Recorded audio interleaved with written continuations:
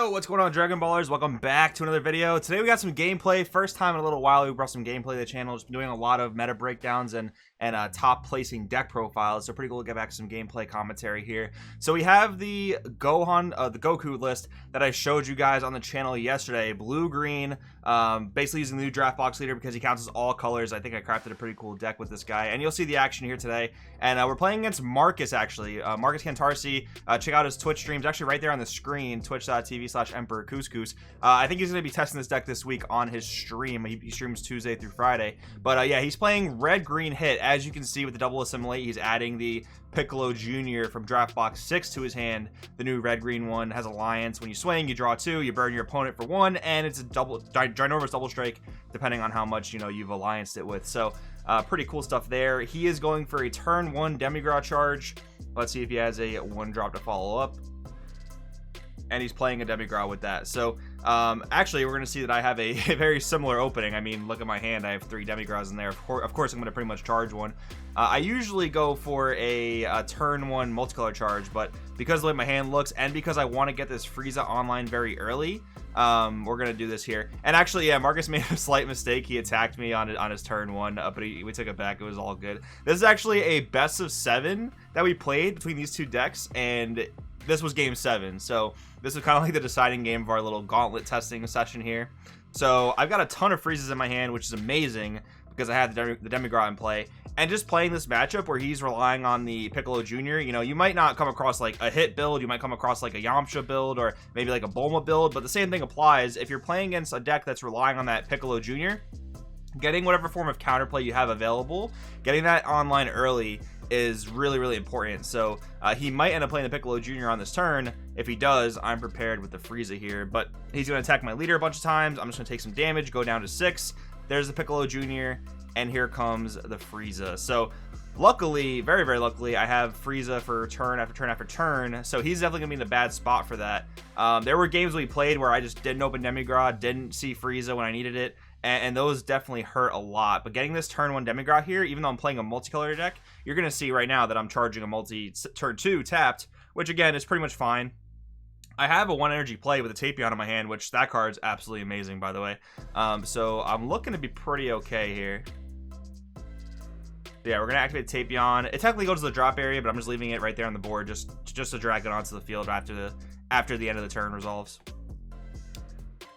So I am trying to be a little bit careful here with Awakening Marcus, because once he gets flipped, his leader is just a value engine, right? Like attack, play a 2-drop 20k skillless from the drop for free, 20k beater, that's really big. So I'm okay with leaving him at 5 here. If he has some sort of self-awakener, sure, but next turn hopefully I can get a lot of attacks in there and pressure his awaken for my turn.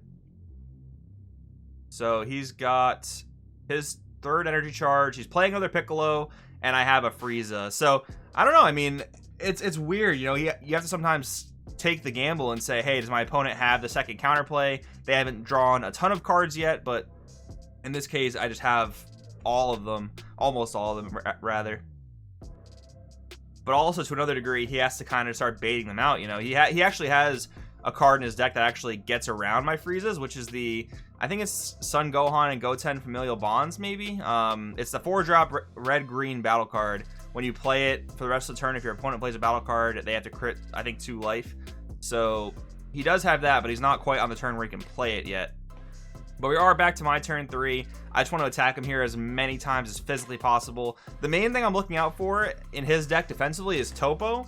And he has 1 energy available, and it's a green energy. So actually, I can't even get after him. That's something you want to kind of look at and read before you're going to, sequence your turn in a certain way. Otherwise, if I knew Topo was live, I would have definitely just went leader swing, expecting to get Topo'd, and, see what happens from there. That is the one thing about my deck that I've built here, is that we don't have a floodgate we can play, which is quite unfortunate. This leader does not technically count as a mono green leader because he counts as all colors. So you can't play Dormant Potential Unleash, which does kind of hurt. I mean, I do have Bean for like low attacker spam decks, like go wide decks like that. But sometimes you really need a floodgate like Dormant, or even like a Heroic Prospect, which is another one we can't play, unfortunately, because, we have a green unison and not a blue unison. Technically, I guess we could play it for 3, but that's a lot of energy to play that card for, so we'll see what happens with the deck as a result of that. I might try some sort of like mono blue and just play like a mono blue deck with Raiders Warcry. That also seems pretty appealing to me because you can play a blue unison with Heroic Prospect Trunks. I love Demigra though, and getting Frieza online turn 1 is so good. I actually think I prefer Frieza over Trunks as a counterplay in general. I think just getting rid of the problem. Usually the enter play effect isn't too like detrimental, even though there's a lot of things that Trunks can stop that Frieza can't, like Fu Shrouded and other big cards like that. But anyways, this is one of the most powerful things about the deck is that, you know, we're blue-green, we have good utility cards, and we have Raiders Warcry. We're dropping a 2-drop 20k double striker. That's going to take care of a threat. I believe he's already Frieza'd this turn a little bit preemptively to take care of my Tapion. So the Bardock here is pretty much guaranteed to be safe. Looks like Marcus is seeing if he has some sort of response, seeing if he wants to take the damage. Yeah, so he'll combo here.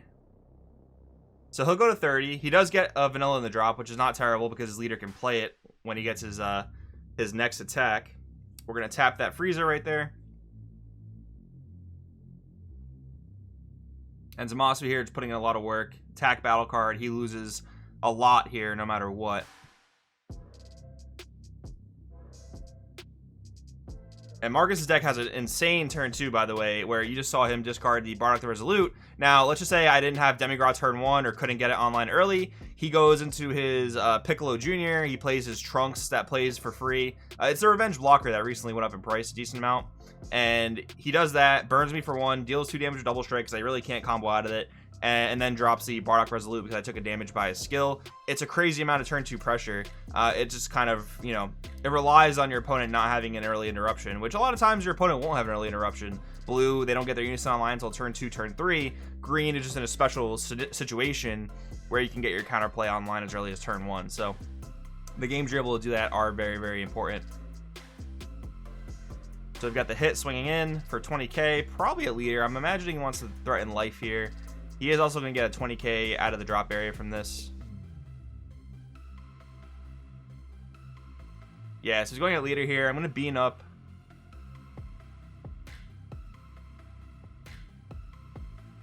And it looks like we're going to double bean. Yeah, that's totally fine because he's showing a 20k already. So one bean doesn't stop me from taking that 20k attack. And the one bean actually doesn't even stop his 1 leader attack. So you might as well double bean there. That's 2 cards that... you know, stop the Frieza swing, the Demigra swing, and the leader swing for the rest of the turn. So if he drops something even bigger, that could hurt. But I think he's a little bit hesitant to drop a big battle card because I have, you know, I might have another Frieza. He's not sure if I do or don't, but I might have another Frieza. And he's also seen that I play Hidden Potential in the deck, which is a 2-drop extra card counterplay, stops anything 4 or less from hitting the board. So he definitely might be a little bit scared of that.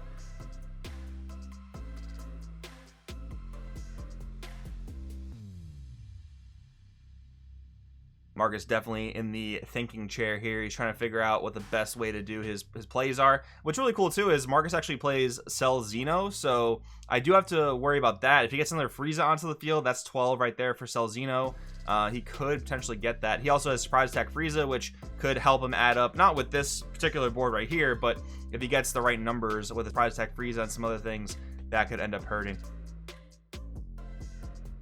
So it looks like he uses the minus on the Demigra to remove the Raiders Warcry. We go back into my turn. We pretty much just charge another Demigra because at this point, I think my Demigra has too many markers for him to effectively remove. I could use my Demigra as -3 here, but I don't think I'm too scared of his board. I don't think I'm too scared of it. He's at 1 life, so he could be a bit of trouble. I'm pretty much predicting a Topo here. Yeah, and that's what it looks like is coming down. He's dropping the Topo. Unfortunately, I do not have a Hidden Potential, which would have been very, very nice here. But there's actually a purpose for me attacking into here. 1, because he's at 1 life, so he could have a follow-up negate, but again, he's tapped out on red, so after image is not likely. And Zamasu's still making him lose a card if I attack into his leader. On top of that, there's no like battle interruption that can basically kill my Zamasu mid-battle unless he has like a -20k, which I don't really think he could have access to, especially with only green energy. So we're going to pitch the 2 uncomboable cards here, and I think we're pretty much just going to go in. So Zamasu makes him discard 1 card, and then the 2 Android 18s make him discard his last 2 cards. So that's pretty much GG. Because at this point, he's got 1 card in hand, or 0 cards in hand, rather. He's got 15k combo on the board, and I'm already bigger than he's able to combo out of. So this is a game where basically I was able to showcase to you guys exactly what my deck that I built can do. I know a lot of you guys wanted to see it in action from the comments yesterday. Marcus's deck is also very, very cool, so make sure to tune into his Twitch. I'm sure he'll post a deck profile soon. But anyways, thanks you guys for watching, and I'll see you guys next time.